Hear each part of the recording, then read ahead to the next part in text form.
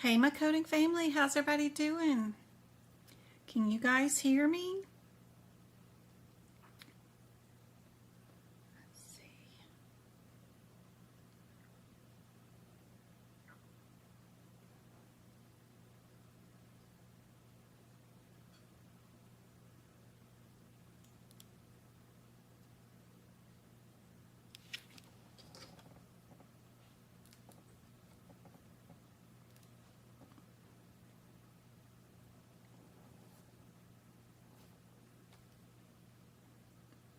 All right, how's everybody doing today? Let me get the chat up so that I can tell what's going on. Where are we at? I'm over here. I need that one.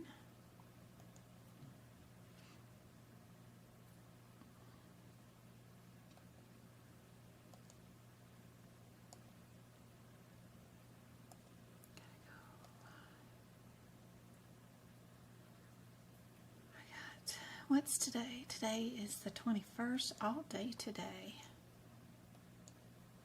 There we are. There's everybody. Where's my pop-up chat?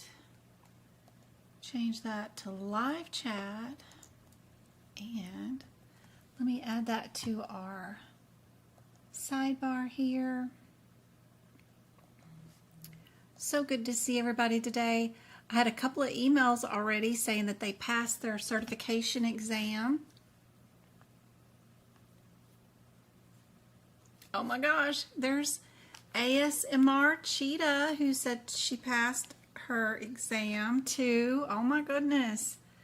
There's our third one. That's awesome. Thank you for all that you do.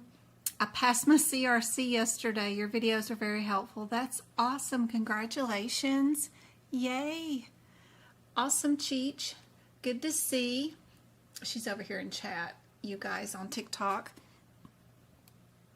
Congratulations. Let's see. I had some more. Where are... I had this one email today. This is just have to thank you truly from the bottom of my heart. I made the choice in January 27th, 2024 and started the 28th. I found you nearly immediately that morning and started watching your videos. I spent hours on your website until my books came, and then I dove in. I was a silent watcher. I was on your lives. I think I have watched every video you made and posted on YouTube. Oh no. I have dove into every resource you have to offer. May 29th, I failed my exam with a 68%. I have spent all summer with your notes. I should have done those from the beginning. The hand cramps from writing all those notes is no joke. Anyway, today I took it again and passed. I could not have done it without you, your resources, and everything you have to offer. The last 8 months have been a whirlwind, and I am mentally drained and a little, and even though I was a little bit discouraged at times, I have been a silent watcher all the time, but I couldn't be silent any longer. You are truly an expert of what you do, and your teaching is phenomenal. Highly recommend. Thank you so much. I thought that was so sweet. That's nice. That's nice to hear. All right, so glad y'all can hear me. Hey, Shauna. Hey, Patrice, my Texas friend. Emmy. Go Kart. Good to see you. Sam. Angela. Fagan. Thanks, Go Kart. Maria. Good to see you. Trina. Makeup, good to see you. Big Mac. I paid for the glass on the Sunday, but I did not get a code. Is there any way I can get the playback? Big Mac, it would have been sent instantly. Depends on what email address you have on my website that you keyed in when you created your account on my website. That email address is where all the communication goes. You can get a hold of Twinkle in our Discord study group. You can email me at medicalcodingbyjen@gmail.com. You can email me from your purchase site inside my website where you purchased it, and that email comes straight to me too. But no one else had any issues. So as long as you type in your email address, it should be there. Be sure and check your spam. And all that good stuff. But yes, I can, or Twinkle can send you the link.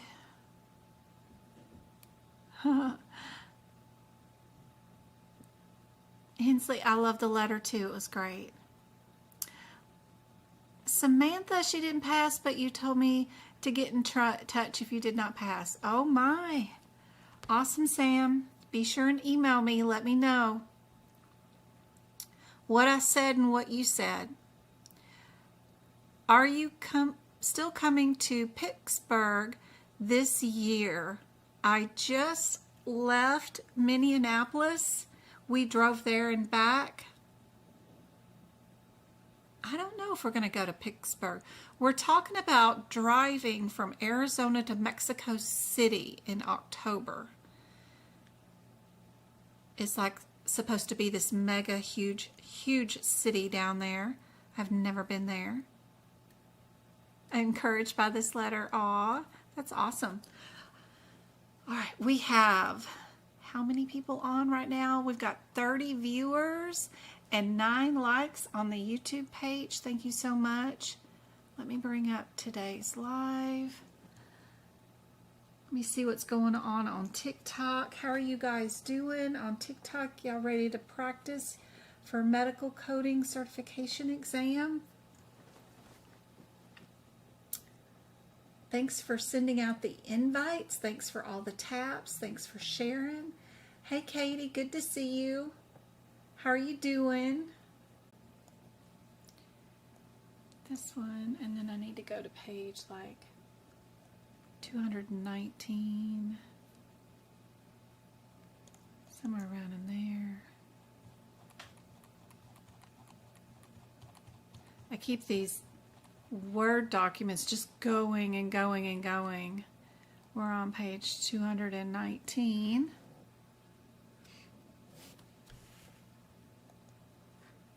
And let's see. Is that the right page? There we go. There we go. We're all back. Do you have to go to school to be a coder? You do not, Benji. Benny. You passed too? Congratulations, Beats on TikTok. Is that Katie?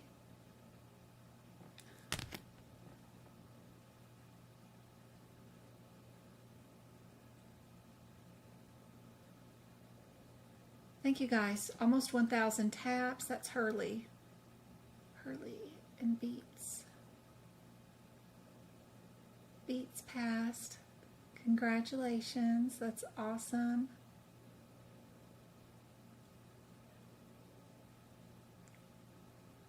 All right, I'm back up on YouTube again. If you guys want to go over there. I passed my exam on Friday. Currently working on Practicode. Awesome. Jen, did you get my email? I'm pretty sure I did, Go-Kart. You're very welcome. Happy to have made a difference in your life for sure. That's my whole point in this, is to make a difference in as many people's lives as I can so that, you know, I can, before I fall off this spinny planet, I've got, you know, made an impact on as many people's lives as I can for the better, gotten you guys into a better career, something more stable, something that if you're not happy in one position, you can switch and do another position. If you want to work remote from home, then great. If you want to do just contract work, part-time, I love it. I love, always found that the medical field was sustainable no matter what happened with the economy, no matter what even happened to my job. I've had hospitals completely close. I worked at the Baptist Hospital in Memphis when it closed back before 9/11, and hospitals before then did not close their doors. That was like unheard of. And I got a nice severance package, didn't have to worry about anything, and moved from Memphis to California on that, and came out here to take care of my parents who had moved out here 4 years prior, and didn't have a worry. No matter what went on in my medical field, I didn't have to stress. There was always going to be another door that was going to open, so that was a great benefit. No matter what, the medical field has plenty of doors to go into, so that's why I'd love to see as many people get into it as possible. It's always changing, so you got to be used to and accept change, but I don't mind that at all. I like new things, so that's cool. Let's start out our live. Unless you guys have questions, let me know if you have any questions, but let's start our live with my favorite part is without looking in your CPT book, just from your memory, what is a 99471? What's your header for that particular code? If that was answer A, and then there was B, C, D, and E, what would you be thinking about to look for inside the exam question if 99471 was one of your possible answers?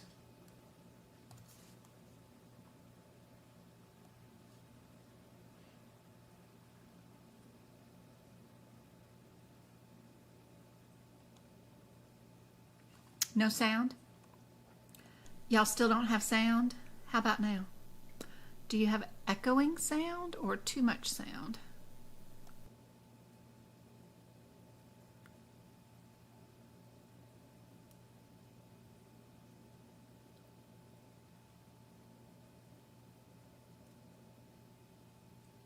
Did y'all have sound? Do y'all still have sound? I hope so. I know TikTok does. Thank you so much for the rose go-kart. Yep. What about YouTube? You guys got sound? Okay, good.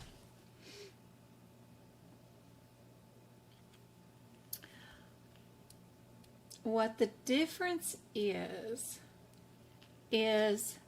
that this is peds. It's not neonatal, and it's critical care. So there's neonatal critical care, peds neonatal, and child neonatal. And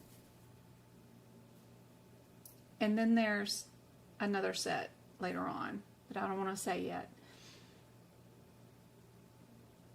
This one is not neonatal because it only takes care of the kids that are 29 days old through 2 years.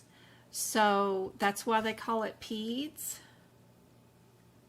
Anybody 28 days and younger is neonatal, newborns, right? So you're no longer a newborn once you're 29 days old. So this is peds critical care. That should be your header.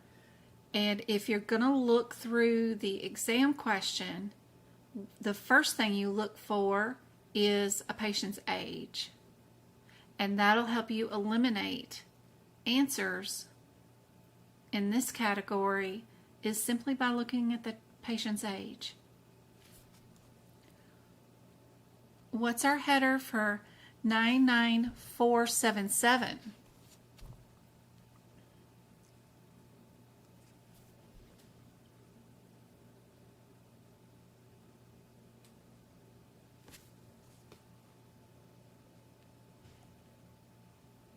Okay, good. Glad you guys can hear. You were happy during the test? You thought you had it? Oh. Gotta email me your breakdown Samantha. Let me see how you did. I saw somebody like get like 6 100s or some craziness, and then she got like 6 where she only missed one question. And what a nightmare to have like 12 sections completely almost 100%, and she still had a 68. I'm like, how is their math working? There's only 16 sections to the book. She had so many at almost 100%. It's crazy, crazy, crazy, crazy.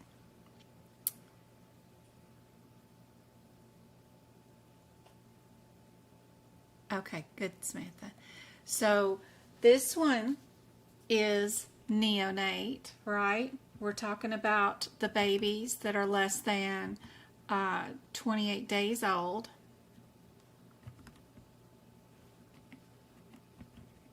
But this is intensive care. Not critical care, but intensive care.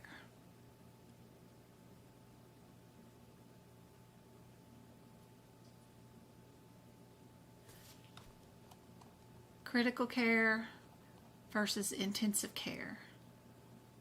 What about a 99446? What's our header for this one without looking in your CPT book? Got any guesses? 99446.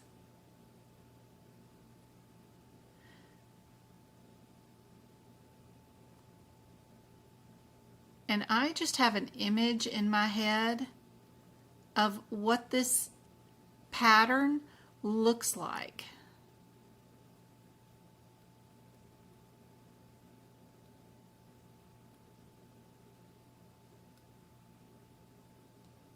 Oh, good, Sam.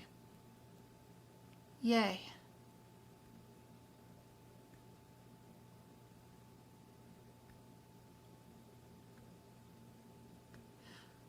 A lot of times when I think I've passed something is when I fail, and then when I think I failed, I passed. Does anybody else notice that, or is it just me?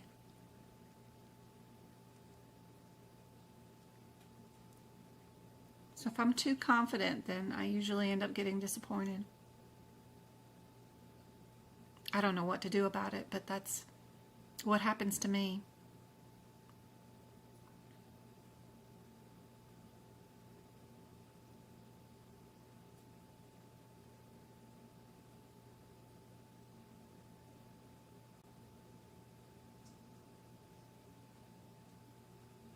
By how many digits there are usually. So if you're in the HitPix book, it's going to start off with an alphabetical numerical number and then numbers like 1, 2, 3, 4 with no digits, but they're five digits long, but the first number is a letter. She asked, how do I know which book the codes are in? And then if I'm in the ICD-10 book, that's the HitPix book, HitPix, if my digits start out with a letter also, but only have 2 digits and then a point in either 1 or more digits, but they definitely have that point after the 3rd digit, then you know you're in ICD-10, CD book, ICD-10 book, and then these codes that are 5 digits long with no periods and no alphabetical number are in CPT in general. We do have a couple that have an alphabet numeric number in them, but or letter, but in general, that's step 1. Our 99446 looks like, to me, when I look at these numbers, it looks like the name of what it is to me. It looks like the word Zoom. I don't know why. I think it's just a pattern I see, but it looks like the word Zoom to me, and it's a Zoom meeting. So if you're going to see a patient over Zoom, that's what this code is. But it just looks like Zoom to me. The pattern of the 99 and then the pattern of the 44, and then it follows up with the 6 at the end. It looks like imaginary. I'm looking at the word Zoom. I don't know why, but it does to me. And this is just the 5 to 10 minutes Zoom visit with the patient.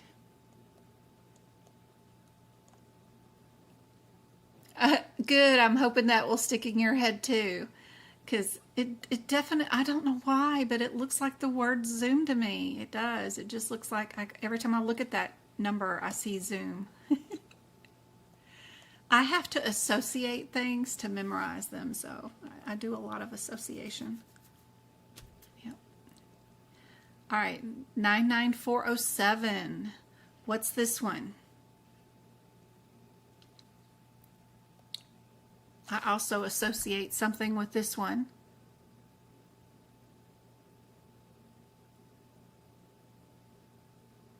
Help me see the pattern.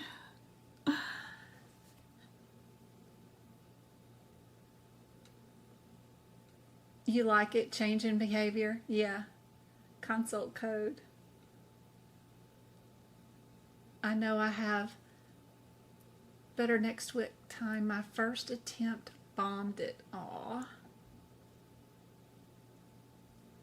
Don't get disappointed. I got a 68 the first time too. That's an excellent grade. 68. My goodness, you're only 2 points away from passing 2 little low questions. What a fantastic score. You're not starting from like 30%. You're starting from 2 questions away. I think that's a great score. 99407, like 007, very close. What do all those 007 movies have in them? They have a dude running around drinking and smoking, right? Everything's, they're smoking. So this is a no smoking counseling visit. So when I see this one, I think of 007 movies. I don't know. It's just a pattern I see. This is my smoker counseling.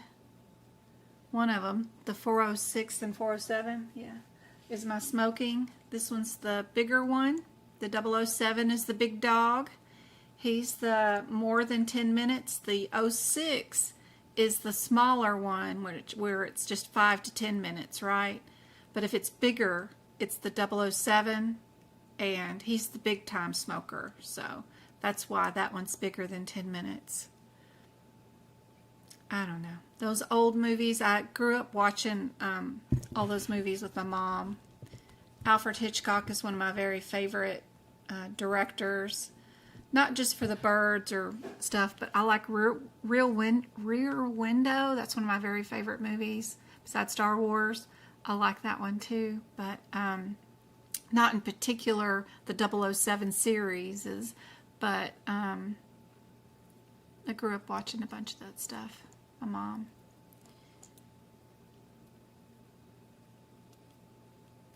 Y'all having trouble finding the codes? Yeah.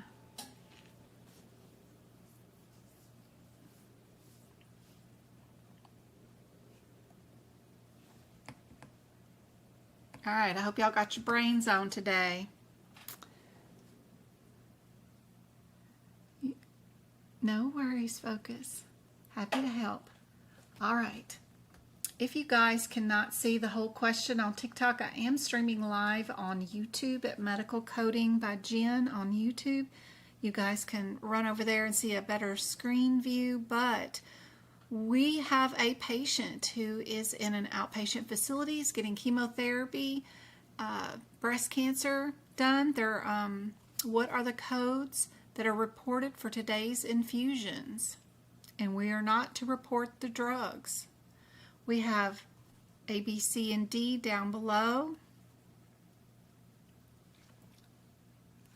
First thing I would do is go look at my differences between my 96413 code versus my 96360 code.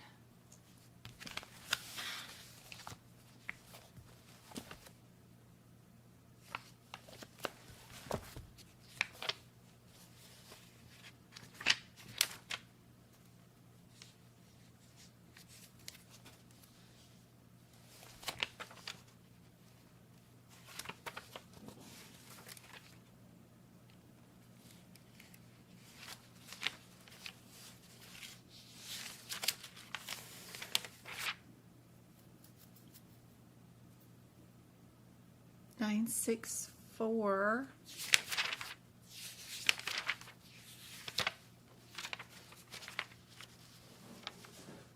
1, 3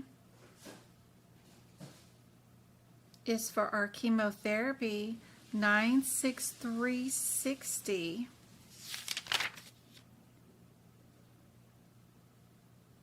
is for our infusion hydration. What did we do today? We have a patient who presented to the hospital for chemotherapy, breast cancer. What are the reported codes for the infusion services only? What we did today, we did hydration, this medication, and that medication. We did 1 hour here, an hour 45 here,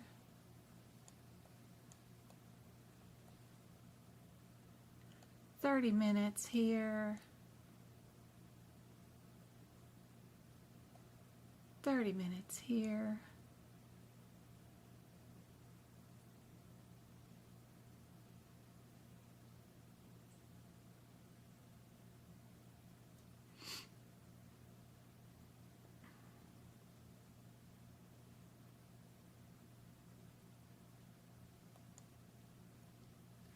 You take your exam on the 31st. I practiced in your workshop that you did on Sunday, and I learned so much. Do you offer more workshops? I see if you have already for the CPC exam. Let's see. Let me open up and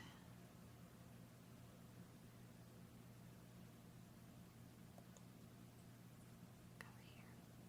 Okay.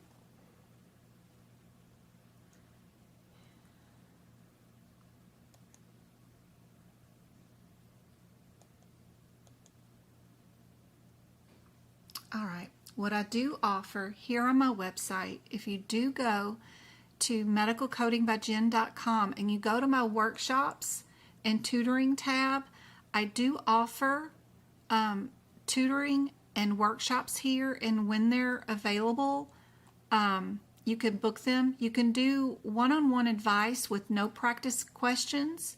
You can book those, or you can do a one-on-one with practice questions. I don't have an available workshop scheduled for, I usually do one a month for September yet, but I will soon. If you do go to my shop, I do have old workshops available that if you still want to watch the replay, like the one that we did this Sunday, or the one that I did in May, or the one that I did last month for CPMA, those workshops you can still view the replays by purchasing the PDF link right here. But I also have, if you go to Medical Coding by Jen on YouTube, if you are a member of my YouTube page, there's like a $4.99 Becoming a member is super club easy. right All there you have- that you join. If you do join that, you can go to the playlist here on my tab, and if the workshop is older than 90 days, then I have a full list of a ton of workshops right here on on my YouTube channel, you can click the bottom down here where it says View Full Playlist. Click that, and I've got 2 or 3 years worth of workshops right here that the replays are available. Like there's 4 hours of guidelines and compliance. It's a workshop. There's another one there. I mean, there's just a ton of them. So all these that I did this year, last year, and the year before that are older than 90 days, those replays are available for you if you're a YouTube member, and they're all right there. So super helpful to just, you know, $5 and you get access to all those replays. You can pause the screen every time a question comes up, set a timer, see if you got the question right, release it in 2 minutes, that kind of thing. The duck classes are all really cool. They're included. That's 2 hours of practice questions that are usually the trickier ones, the hard to do questions. I didn't do tutoring last year. I did duck classes last year, and that's what came out of that time that I had. You also get individual book prep videos with the membership, where I go code by code, and you can watch me make my notes a little bit from each section. Those are here. I also have the ICD-10 that are included. And don't forget to go to the community tab where we have more practice exam questions. Super helpful. And back on my website, I do have a practice exam question area that's free for everybody. You can come here, click on practice exam questions. It'll tell you what the rationale and answer is. Those are all free. I also have flashcards that are free and some downloadable PDFs that are free here too. Super helpful. I do have a membership on my website if by chance you want to join and do practice exam questions for a whole bunch of sections like E&M, digestive, ear, nose, and throat, the guidelines, where I write my own practice exam questions. I have those here if you want it. But super helpful. That's where the old workshops are, is on YouTube. Or I have just the few that are less than 90 days old, still available for purchase if you want to watch the replay. All right, back to our cancer patient here. Let's see. Are we coding the hydration or are we coding chemotherapy? What are we coding? What goes first? Are we coding a 13 first or a 60 first? That's our first dilemma in this question. What do you guys think? Thanks for the follow. Thanks for tapping on the YouTube or the TikTok. I've got 25 of you guys and almost 6,000 taps. Thank you guys. That's great.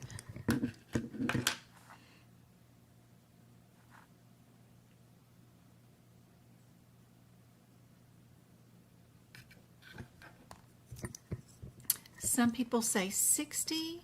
Some people say chemo. So, think about it logically. What brought the patient out of their house to come to the office today?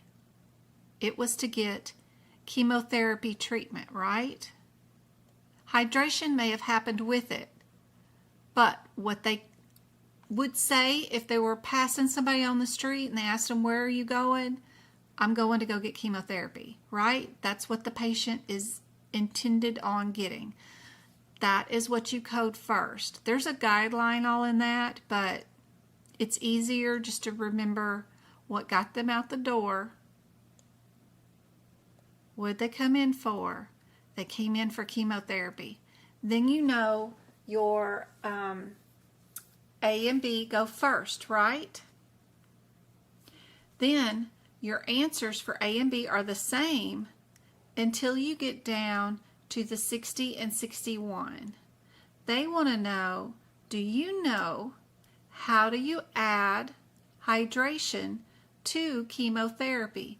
Do we use the 60 code or do we do the 61 code? Do you know the guideline that's attached to that?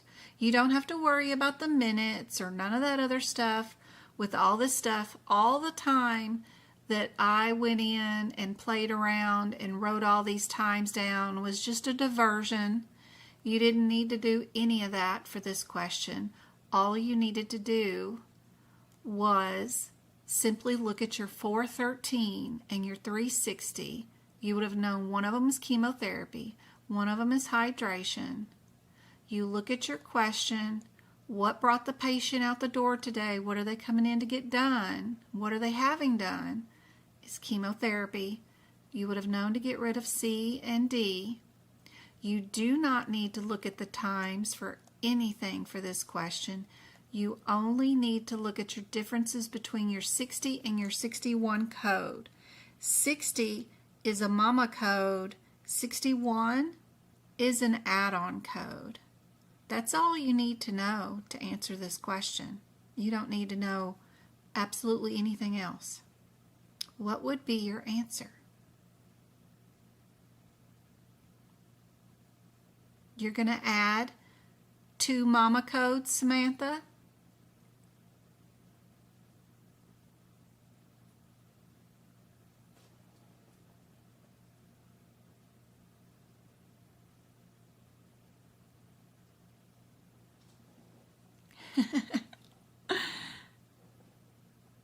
What are you going to add on? You're going to add on an add-on code, right?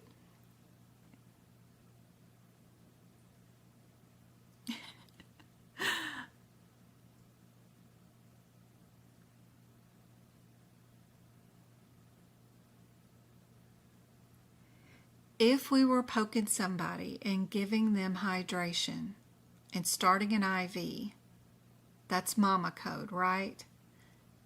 But if we're poking somebody, starting an IV to do chemotherapy, we run chemotherapy, and then we use the same line, the same IV line, the same poke, we didn't repoke them, and we're just going to run some hydration afterwards through that same IV line.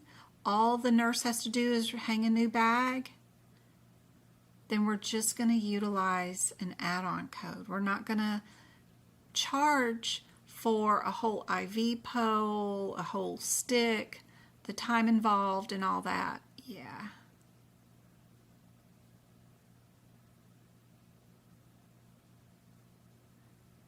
You've been reading the parentheticals closer because of your question. Those parentheticals down below, also extremely helpful. A lot of times people are so hyper-focused during their exam, they even forget, even though they go through all the trouble of making the notes and doing, like I say, to mark up your parentheticals, they still forget during the exam. It's such an interesting thing. They're so nervous. When people tutor with me, they're just shaking up a storm. I can imagine they're shaking and so nervous when they start their certification exam. Same thing.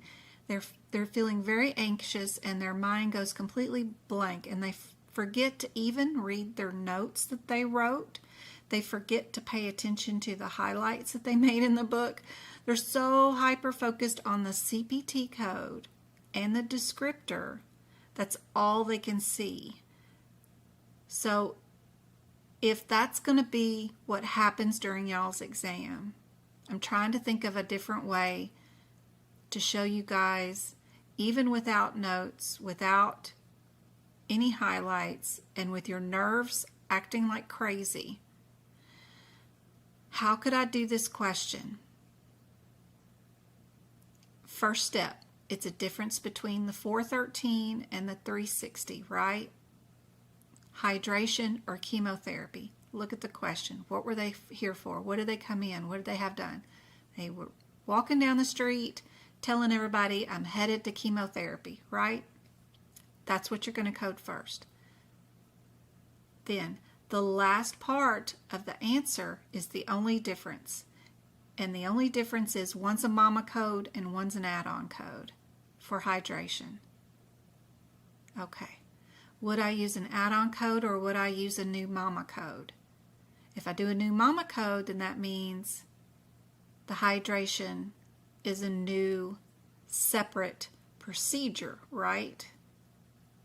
Is this a separate procedure? No, I'm going to use the same IV line, right?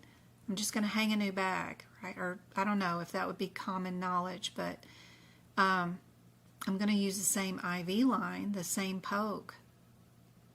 So it would be an add-on code. I don't know. Does that help? Yeah, y'all are focusing on the 90 minutes and all that stuff. You don't need it. You don't need to worry about that. I was just shaking, not gonna lie. I tutored somebody Monday morning. She was just so nervous, just crazy nervous. Yep. Like, Lord. It's just me. Y'all listen to me every day, all day long. Hours and hours. It's just me. Nothing to be nervous about.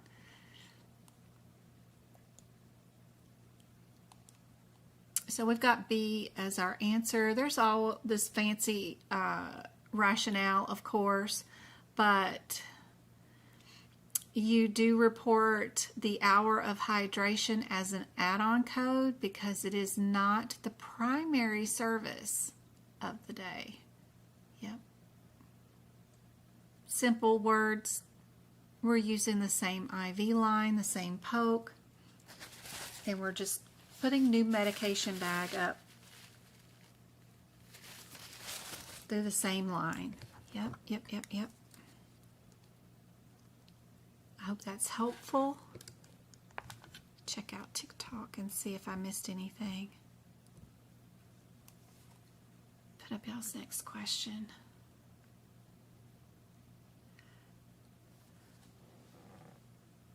True, but I don't want to disappoint. Aw. Knowledge 100%. Aw. Somebody said 60. Deets, good job with D. Good job. Thank you for the share. Thank you for the chemo. Who else besides Go-Kart shared? Ishana, thank you so much. Thank you for the gifts. Hey, Lizzie. I just canceled somebody for tomorrow. I don't know what happened, but hadn't gotten any replies. And before I work up all of her questions and stuff, I just canceled. So there is an opening tomorrow, I think. All right. We've got the differences between emergency department, surgical treatment, casting, and evaluation and treatment by a new provider. What is not an example of active treatment for pathological fractures? What do you guys think?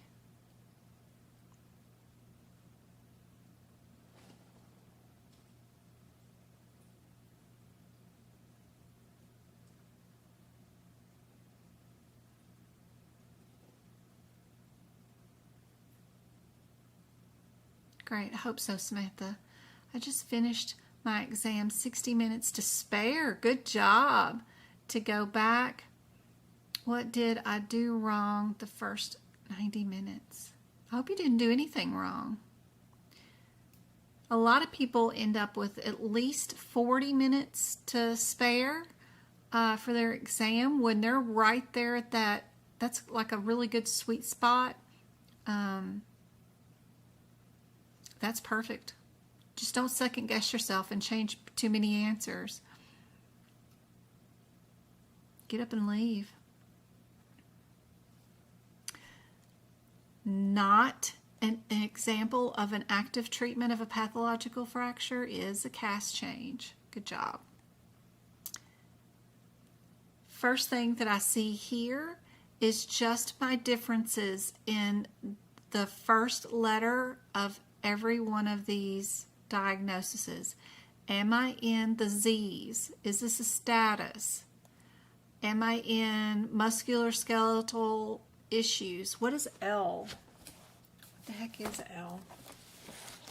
Gotta go look at my ICD-10 book. I forgot what L is. That is diseases of the skin or subcutaneous area. And then S is an injury code. Did this person get injured? A is usually primary the first time that they're going to get seen, too. This is sequela, usually the second or third time they're going to get seen, right? So there are some differences here that I can pick out that will help me. Now, I don't even have to open up a book, by just thinking about the header differences in those answers. What happened to our patient?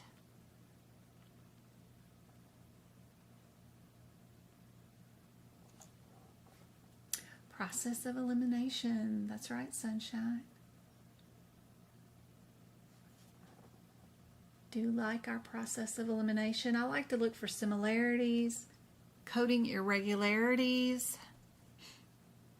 Would we do a sequela visit or sequel visit after an M diagnosis? Is that a normal pattern? Would we have a status code too, a Z code, at the end during an S visit? Very interesting. Could be. Just all depends. Sometimes the S isn't sequela, it's like the type of fracture that happened. You never know. But to find those differences, the S01, you have to stop at the S01 to find the definitions of the A, the S, to C.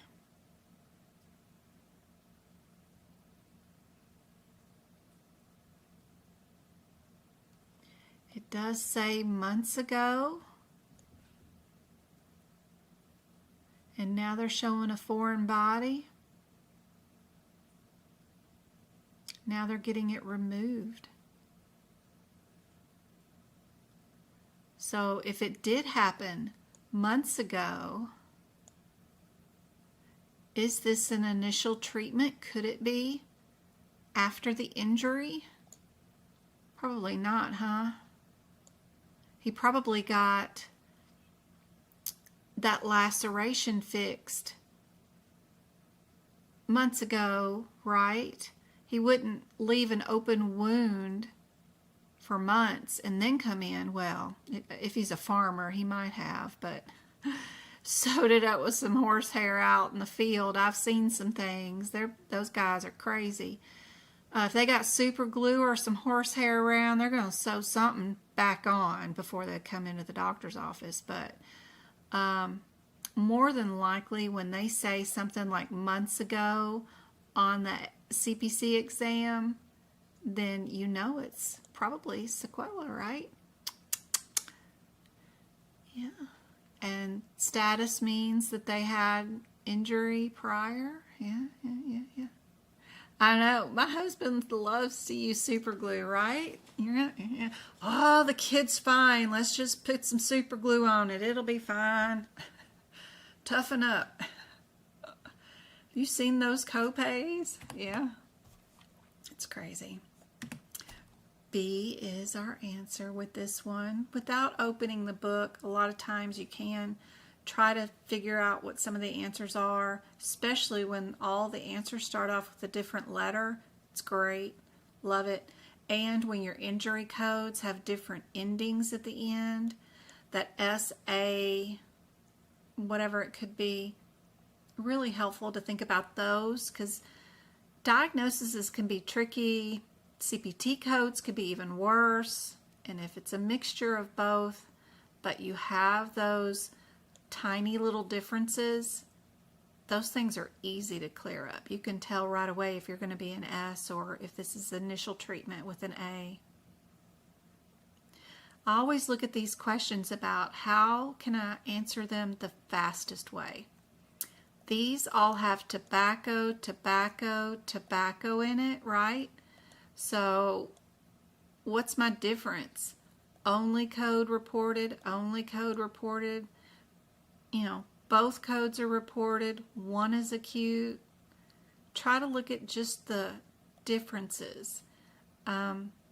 Pick those out the fastest. Are we coding both? Are we only coding one?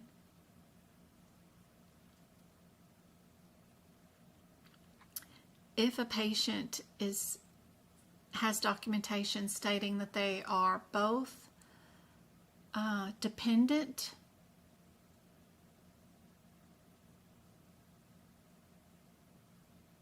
and using. Dependent and using tobacco. What do we do?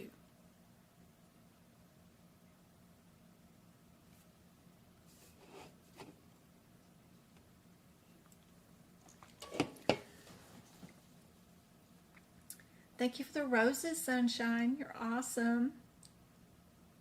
Thank you, thank you, thank you, thank you.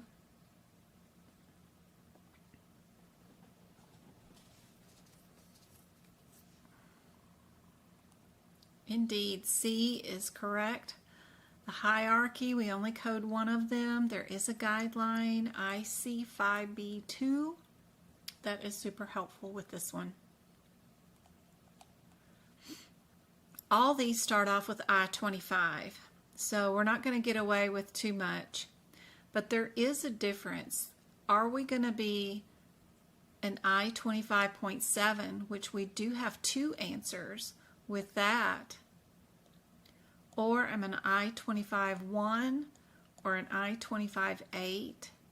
First thing I could do is confirm that I am a 7, and then just see what the differences are between the 5 and the 2 if I am under those two. What is our I-25? What's going on with that diagnosis code? A, B, C, D, E, F, G, H, and then I. Okay. I is way on back there. You'd think it wouldn't be all back behind here, but it is. I-25. What's going on with I-25 is chronic ischemic heart disease. I-25.7 is arthrosclerosis of the coronary artery graft. Our .1 is of the coronary artery. Do we have arthrosclerosis of a graft or an artery?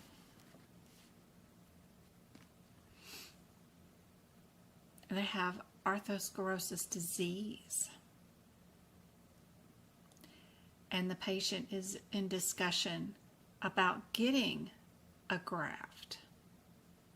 This will be the patient's first graft. So we know that 7 means that they have sclerosis of the grafts. So we can't do that because they don't have those in yet. I don't know what 8 is, but I doubt it's going to be 8 if it's past the grafts, right? Our .8 is other forms, non-specific. Yeah.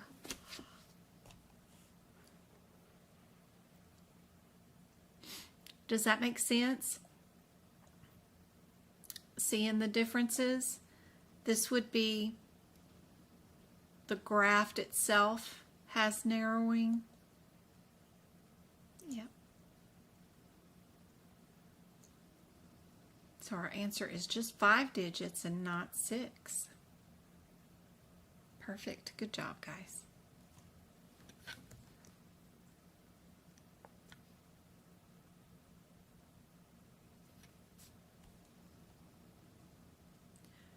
Another one.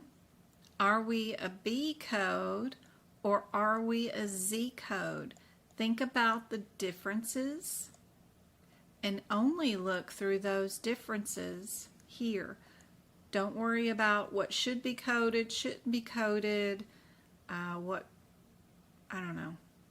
Don't go looking for information that you know should be with a certain diagnosis. Just look for the differences between what a B header is in your ICD-10 book and what a Z header is. Is this a status visit or a blood-borne disease?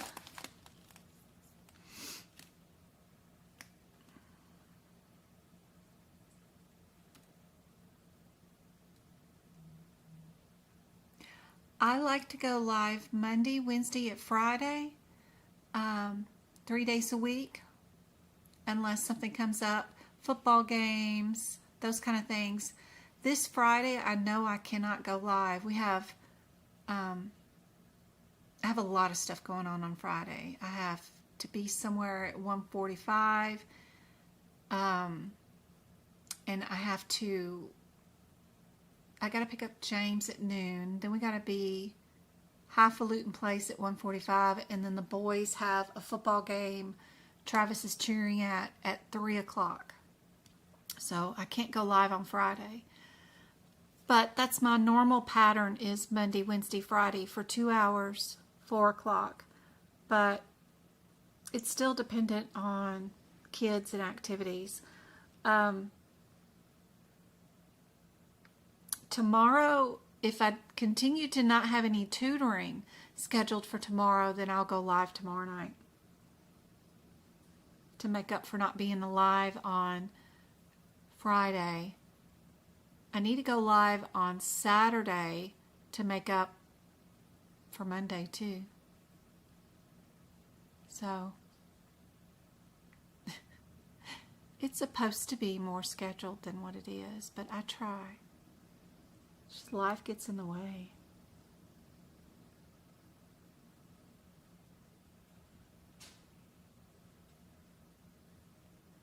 Are we a Z or a B code? You know you never code a B and a Z code together. That's just like crazy right there. So that is a coding irregularity. That helps you get down to at least that, right?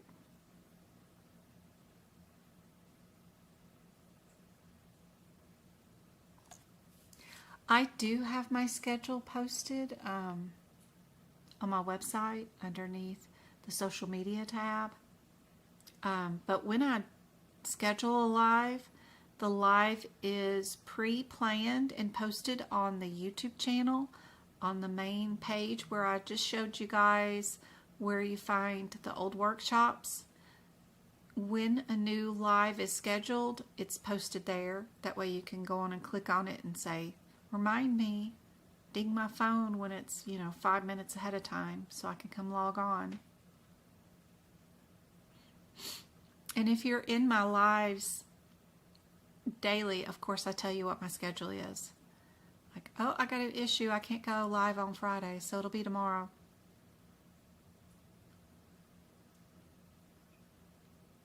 So we'll do 2 hours tomorrow and 2 hours on Saturday.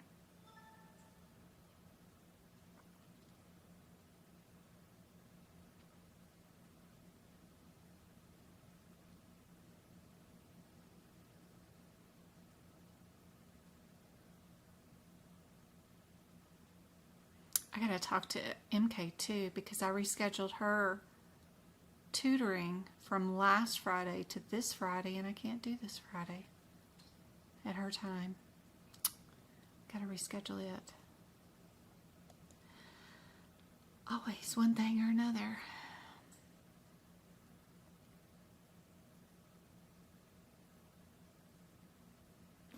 CRC guide. Oh, girl, I've got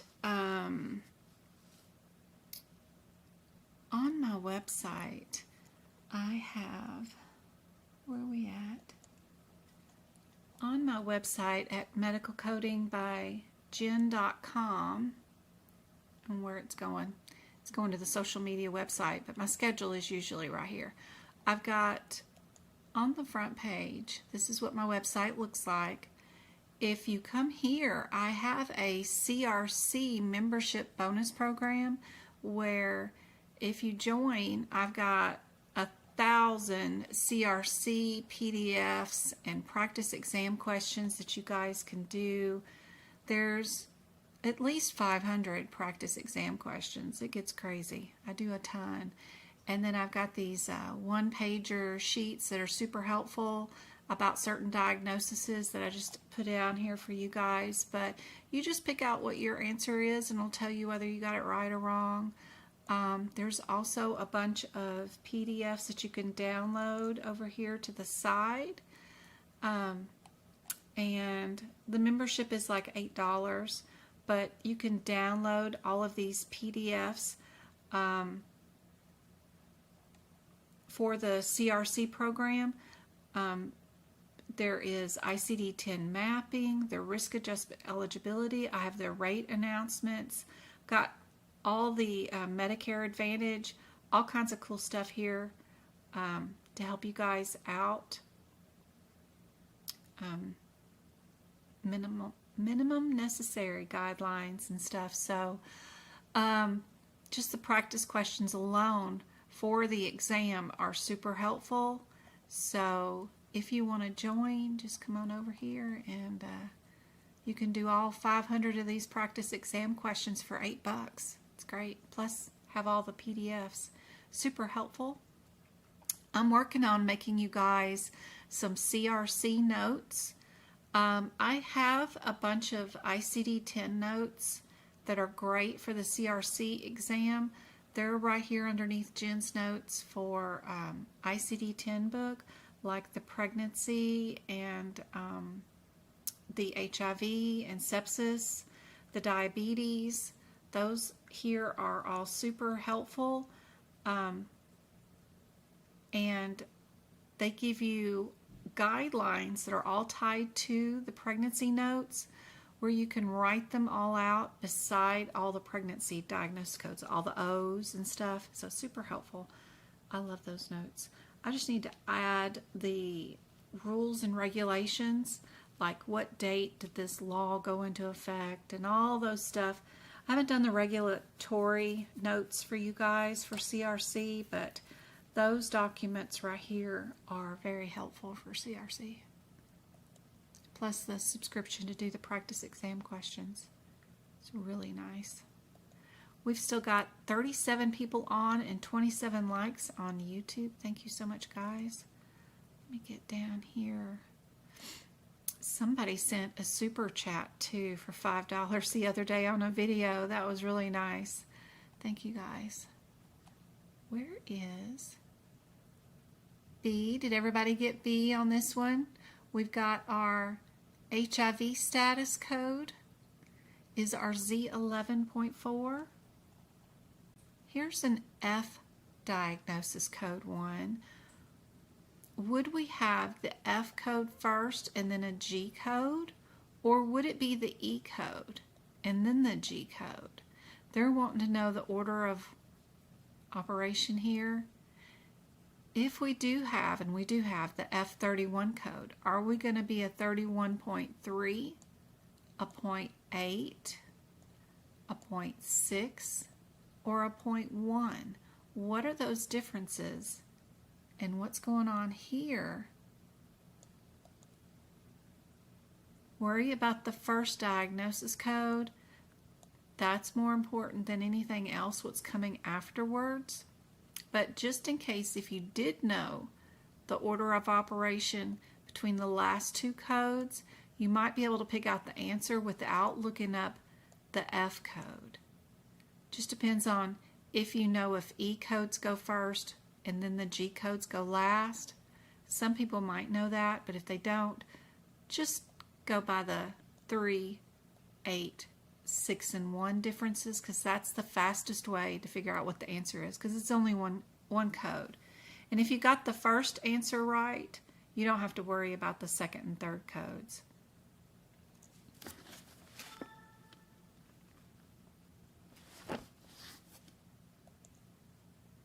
Let me check on chat. There's the last words on that one.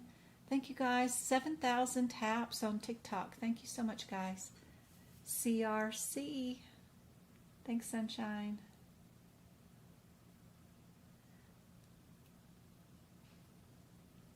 Hey, Go-Kart. You're flexible, just not on a Sunday. Great, Go-Kart. Thank you, Shauna, for the roses.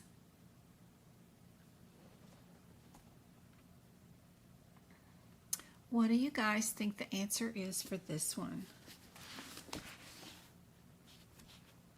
We'll do 2 hours tomorrow, practice exam questions. I've already got those built that we can do too, so I just need to add in the CPT codes for the, what's the header? So that's good. I've got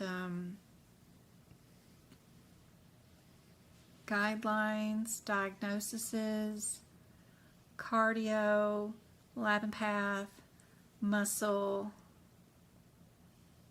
radiology, nervous, anatomy. Yeah, I got a good bunch of questions here.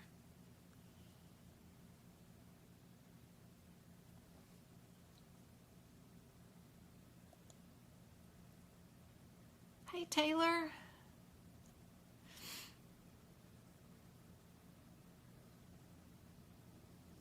Best way to study for CRC. Membership fee on the website is like $5 or $8. Just depends on which membership you get. I try to keep them really, really small for you guys.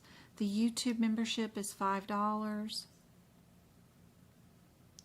My most expensive membership on my website is $8, so try to keep them super cheap. Y'all get pennied and dimed enough as it is. I like to teach for free.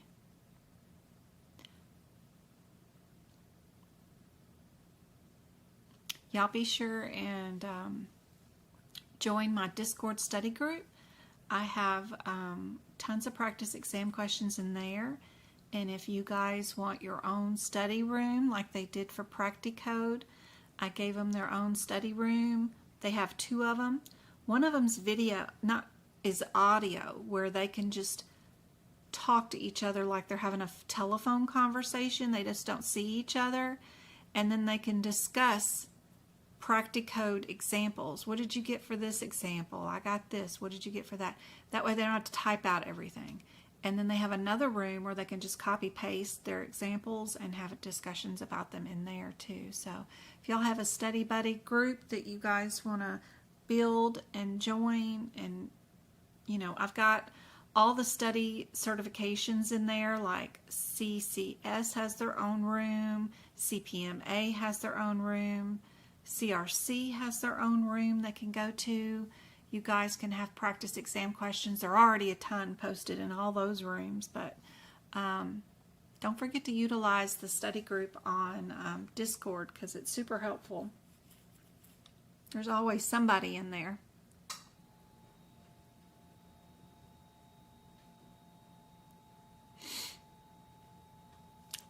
There's combination package of all my notes, yes, on the website, yes. If you want to buy just everything I have, yes, there is one. But hopefully you don't have to buy my notes. Hopefully you can just make your own notes and do this from just all my free live lessons and free videos. Hopefully y'all don't have to spend any money on me. That would be ideal, but I do have everything. This is just another set of questions. We moved faster through that set of questions than I thought. I've got more time. I don't have to leave yet to go pick up Travis, so let's move on to another set of questions.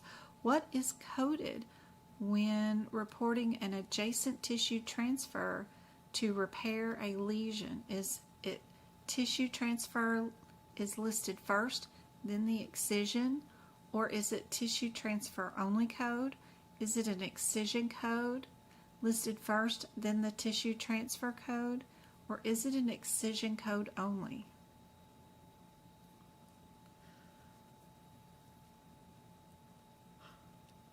What do you guys think?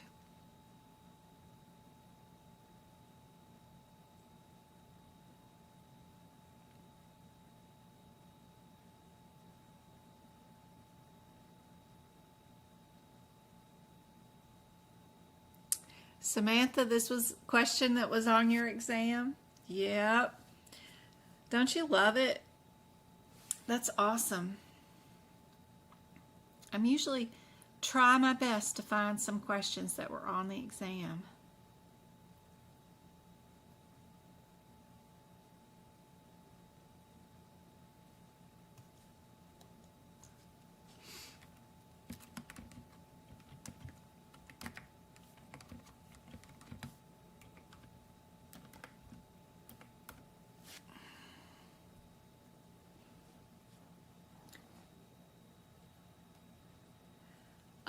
Go-kart, I haven't transferred those over to this document yet, the ones that y'all had questions on. I'll do that tonight after I get back from cheer camp. Because I know there was a couple of them, everybody was like, what? Why is that the answer? And I just need to move those over here. And I got to remember which ones they were. I made notes. But let's do them tomorrow night, because I don't remember which ones they were right now off the top of my head. Y'all gotta tell me, and then I gotta go find them. But I do have notes. I did make notes during the exam. I starred the ones that y'all were like, what?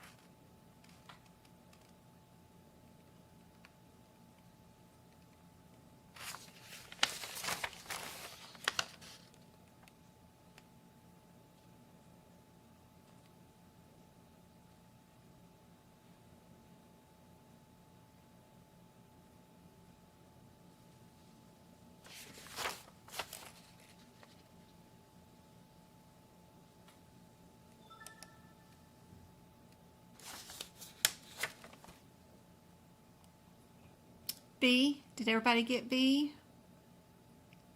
Hey Jen, good to see you. What is the term for intentional downcoding of a procedure? Fraud, abuse, compliance, misuse of encoder program. Uberectomy was on it. Ooh. The removal of the ovaries.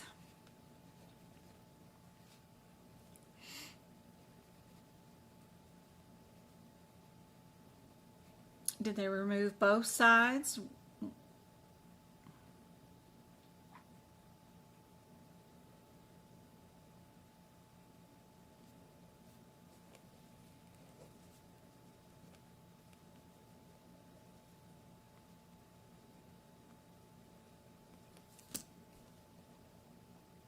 Fraud. Everybody got fraud?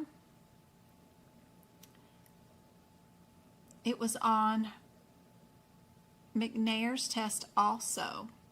The one about the adjacent tissue transfer question.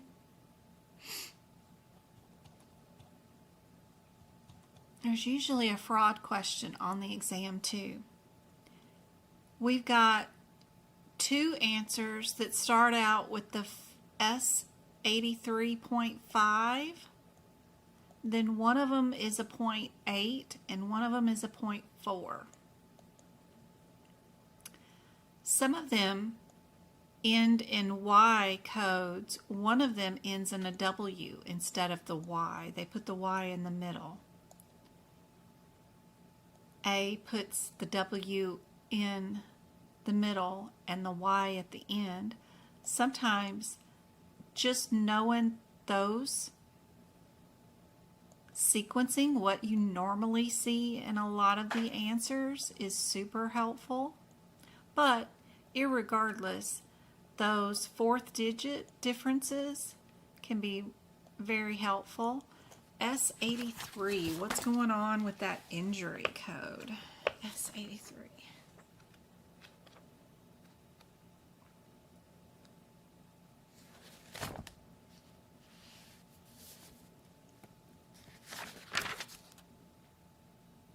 S83 is a dislocation of sprain or joint or ligaments of the knee.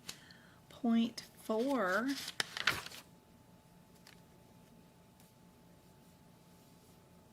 Sprain of the collateral ligament of the knee. Point 5 is sprain of the something else ligament of the knee. So what type of ligament did we sprain? Since it looks like we're dealing with different ones. We did the ACL, right? What's the C stand for?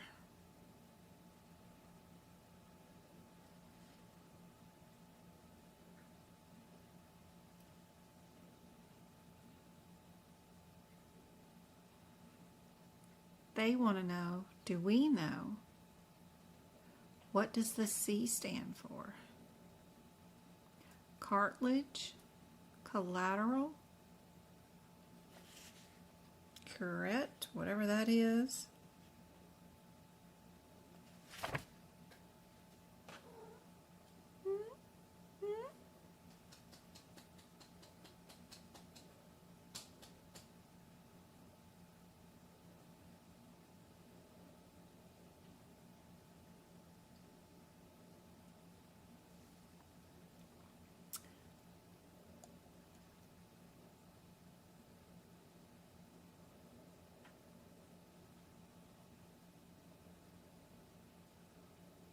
Needed to know the difference between malignant and benign. Awesome. That was on her exam too.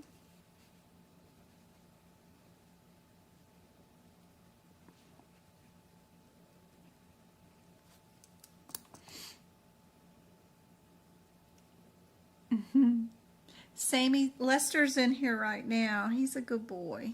He's a good boy. All the cats are doing good.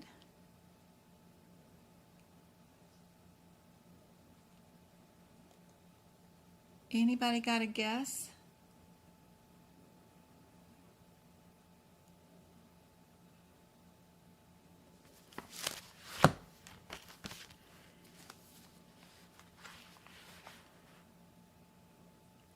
Let's see. We underwent surgery suffering a torn ligament baseball. How would we find this answer too, by the way? If you didn't know and you wanted to know where you needed to go in the diagnosis code, what would we look under? So the injury occurred when the patient attempted to plant his right foot down while cutting into, and he twisted on a one-on-one game with his brother.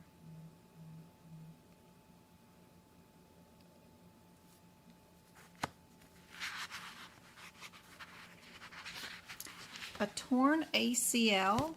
Where's my camera at? Let's see. So if we were looking at torn ACL, if we looked in the ICD-10 ligament, if you look at torn ligament, would be like laceration, right? So if you had no idea what this would be coded under and you really wanted to just go figure out where you're supposed to be legitimately, let's go look at our laceration. Where are we at?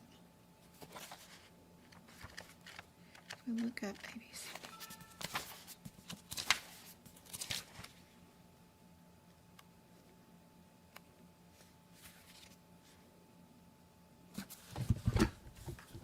Let's move that.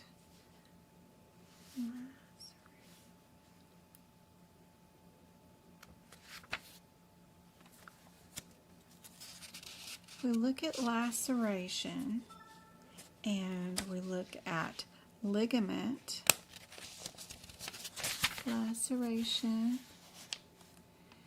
ligament, it's going to tell us to go look up sprain. We don't look at laceration ligament that they want us to look up sprain. So we're going to go to sprain, S-P-R. Oh, this is such an antiquated way to do things. Gotta love how we do it in real office, is just type it in and it comes up for us. If we look up sprain, that's spasm.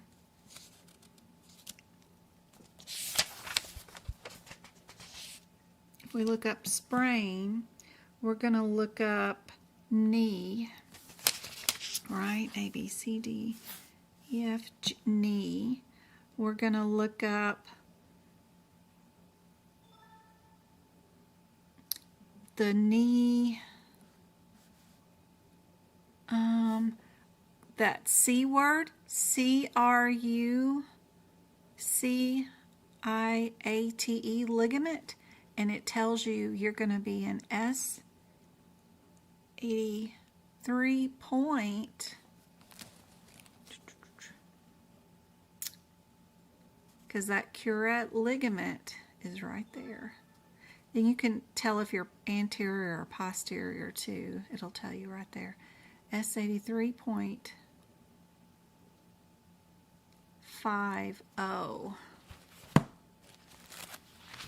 So, if by chance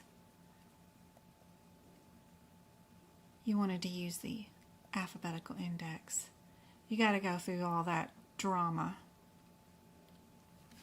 We go to our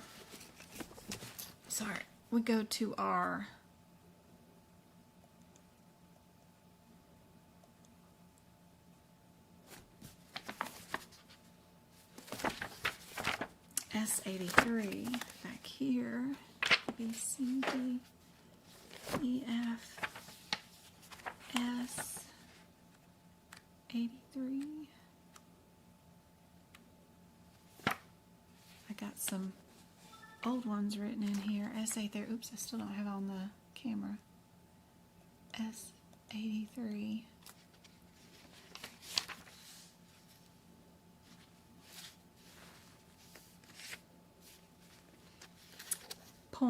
.5 unspecified. Do we have anything specified?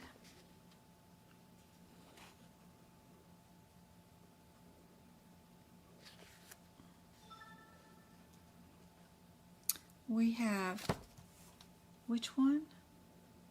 Do we have anterior or posterior listed?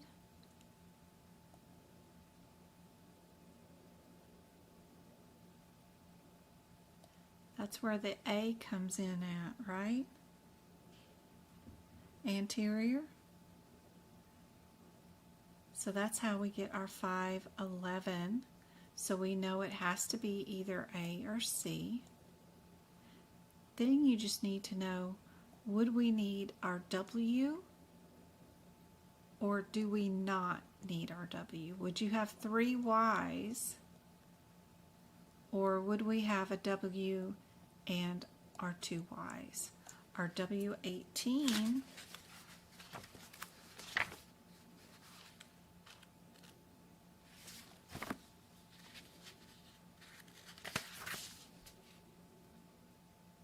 tripping, stumbling, and falling.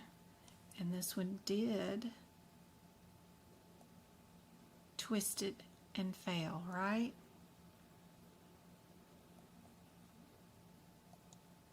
So definitely A. Oh, I'm so glad you're here too. That's awesome. Thanks for saying so, McNair. The one thing that I like to do in my ICD-10 book is in your guidelines in the front of the book or wherever, depending on which ICD-10 book you've got, it tells you how to do injuries. It says you got to look up 5 things on injuries, right? Who, what, when, why, where, all that lovely garbage.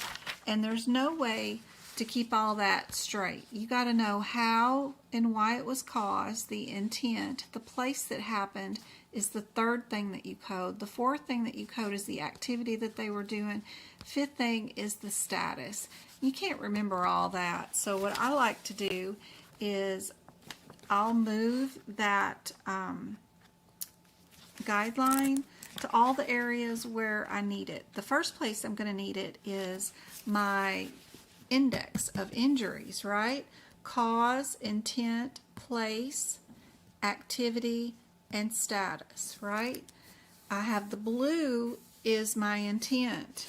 And then, like, if we have, see the pink right here, the pink highlight? That is my activity. I know that's going to go fourth in order, right? So I went through and just did some quick highlightings of what is what out of all this. Green is your status, you know, those kind of things. Then I go to my external causes in the back of the book.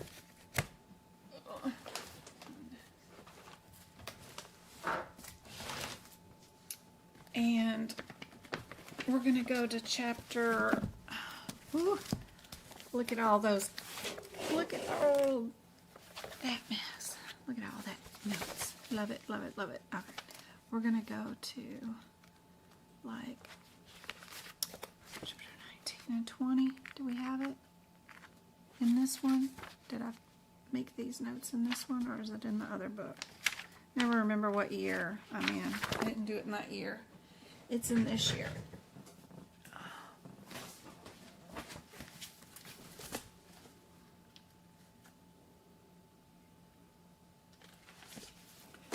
We'll go to chapter 19 and 20, and we have the same guideline written at the top: cause, intent, place, activity, status at the beginning of chapter 19 and 20. The only difference is that 20 is never coded first. 19 you can code it first, but chapter 20 you can't. So I make sure that the V's and the Y's, I know that those are always coded secondary. You don't always have every single, all 5 places listed in your note that you can code, but if you do have the cause and the activity, then you need to know which one goes first and which one goes second, and that's where keeping those written out in your books is super handy dandy.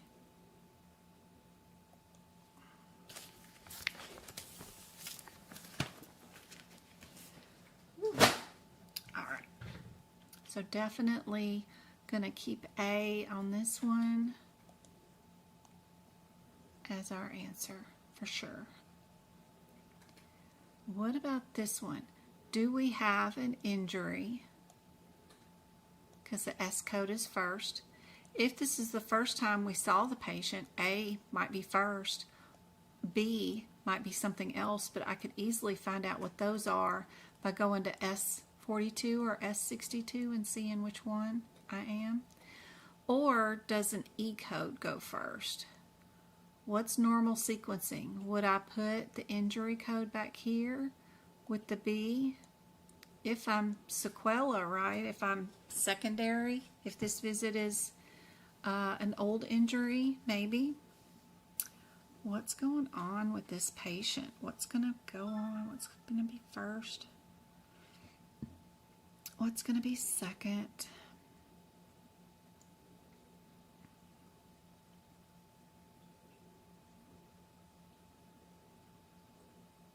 They have multiple fractures of the arm after falling off a horse on the property.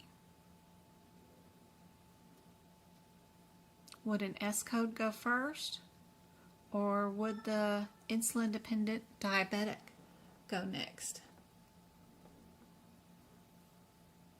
Thank you guys on TikTok for all the support. We got 13,000 taps and a ton of shares.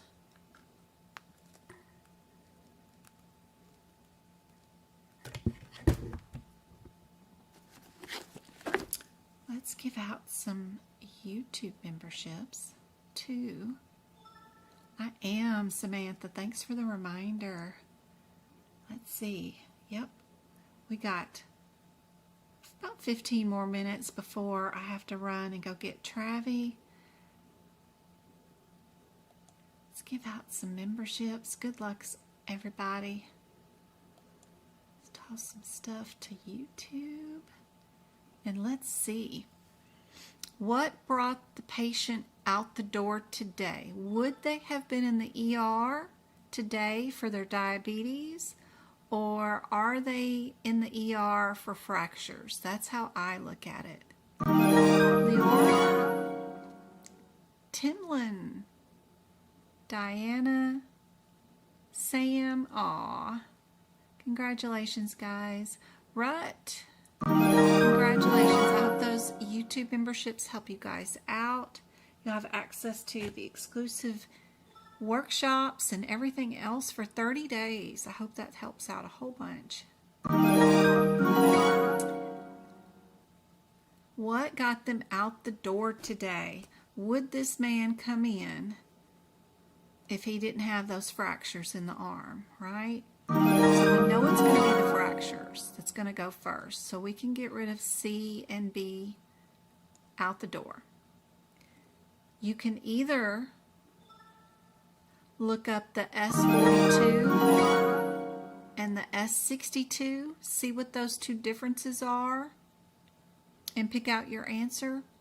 Or you could look up V88 and V80 and see what those two differences are and pick out your answer quickly. So either one, S62 or S42 is what I would do.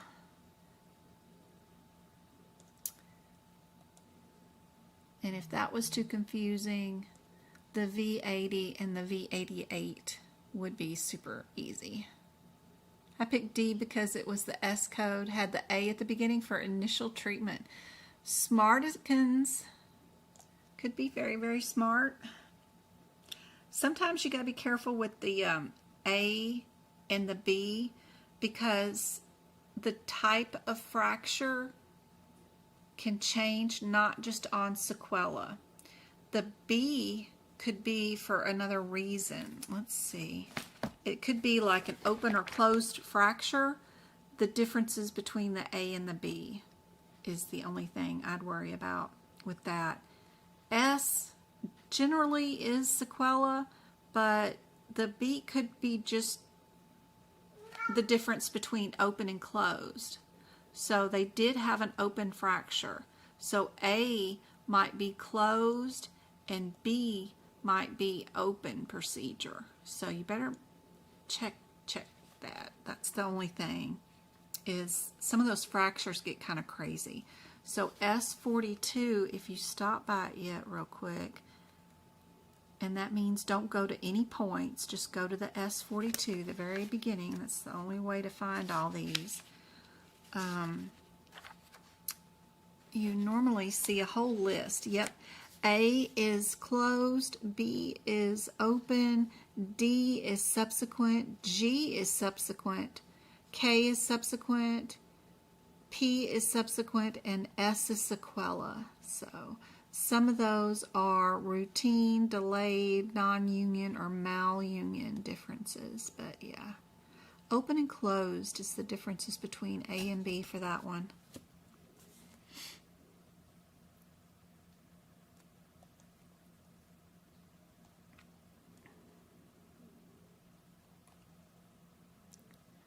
When should a neoplasm of uncertain behavior code be assigned? When a tumor does not invade adjacent structures, when a tumor shows both benign and malignant behavior based on the path report, when a mass is ruled out as being malignant, when a tumor is undergoing a malignant changes but is not extending beyond the point of origin.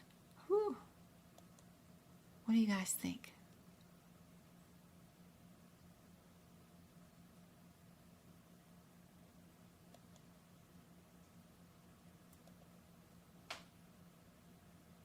We got 31 on and 32 likes on the YouTube channel. Thanks so much, guys. I hope that's helpful.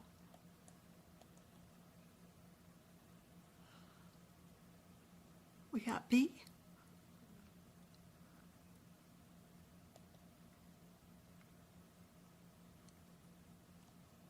B is correct. Good job. What does a code enclosed in brackets indicate to the coder in the ICD-10 index? Not CPT, but ICD-10. To only report a code in the bracket, to not report the code in the bracket, to report the code in the bracket in addition to the code, with the code before the bracket as the primary code, or none of the above. Hey, Sam. Yeah, you good boy. We were chipmunk watching today. I've been putting out a little glass of water outside my office slider door. Yeah, I know. Those chipmunks have really loved it. And so have the doves or pigeons, whatever they are. Yeah. My cats keep running into the glass with their nose, trying to get at the little critters.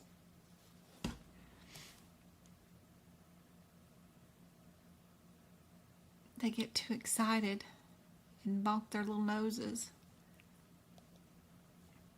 I try to remind them and tell them, don't do it, don't do it.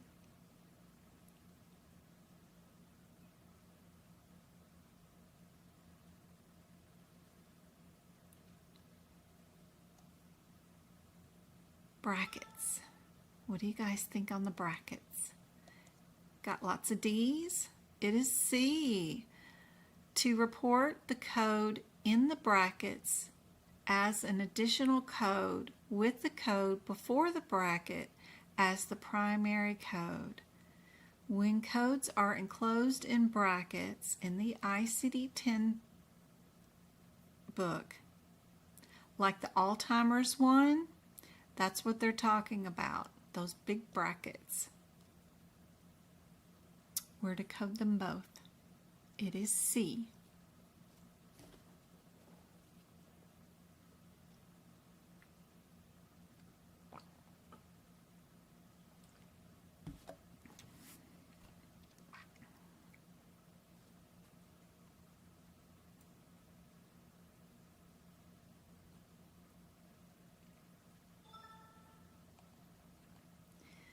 J code. Are we a J96 or a J98 is our first difference. We have two of them that are J9690, only one that is a J9620. If I was doing the process of elimination, I would eliminate B and D because they don't start off with the same answer, right? Then it's just a difference between the I-11 or an I-50. Would I have an I-11 and an I-50 in the same answer?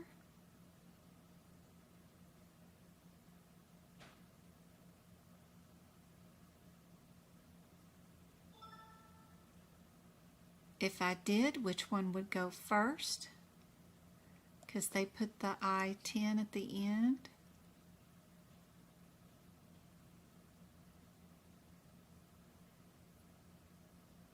We have respiratory failure due to congestive heart failure. Type 1 diabetic has hypertension with cardiomegaly.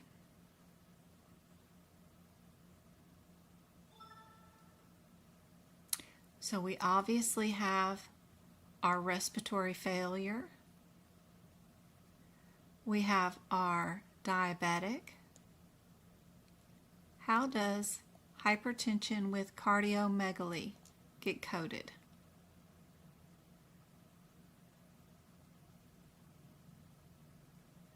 Does the cardiomegaly go first and then hypertension get tacked on at the end? Or do we code it like it's stated in the note? Hypertension first,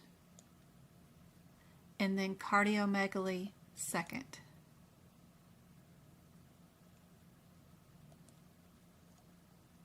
Yep, A is your answer. Good job, guys. Good job. Are we all symptoms or are we an F code?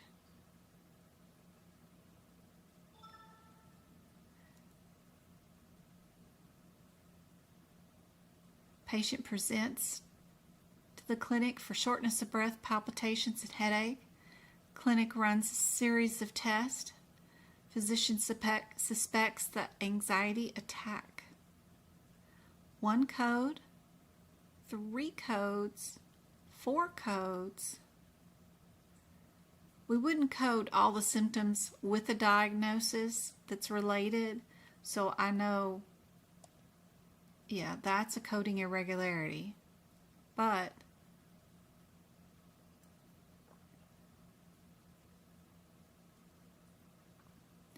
they're not admitted to the hospital. They are in the emergency room.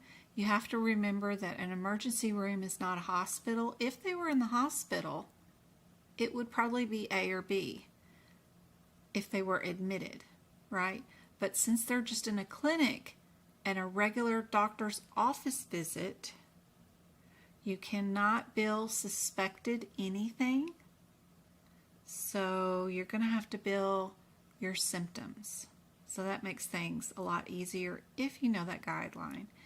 If they were admitted for a possible anxiety attack, then you would diagnose the suspected anxiety attack. But since they're still in the ER and they're just going to be sent home,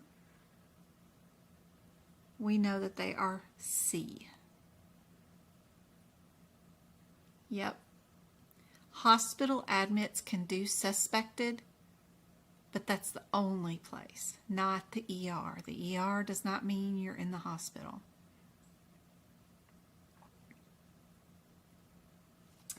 All right, I got to end it there because we got cardiovascular, CPT coming up, hip hicks, lab path, musculoskeletal, ton of hard ones to do, and I got to go get Travi at 6 p.m., so that's only 10 minutes away, so I'll go cool off the car and go to the bathroom and then go pick him up. I hope this was super helpful, guys. We will start back up where we left off for tomorrow. So bring your thinking caps. I hope today was super helpful with the hydration question, of course, that we went over in the chemotherapy. We found some questions that were on the exam. A couple of them that was super helpful. So if anybody's taking an exam anytime soon, you've already know what 2 of the questions are on the exam. Now you only got 98 more to worry about. So that's super helpful. We'll do the same time, 4 p.m. Arizona time zone. I'll set up the live right now so that you guys can see it on the YouTube channel. Already link up so that you'll know what time in your time zone, because it'll show up in your time zone what time. So that'll be super helpful. We'll do another one on Saturday, same time, 4 p.m. I hope this was super helpful. Thanks, Mabel. Y'all be sure and comment on any of my videos on TikTok or YouTube.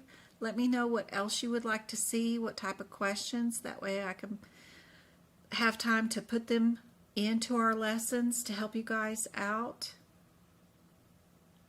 And, oh yeah, I got to go over the ones from the workshop yesterday. Yep. That people had questions on. You're very welcome. I'll see you guys tomorrow. I hope this was helpful. Thanks, guys. I will see you then. Love you guys. So proud of you guys.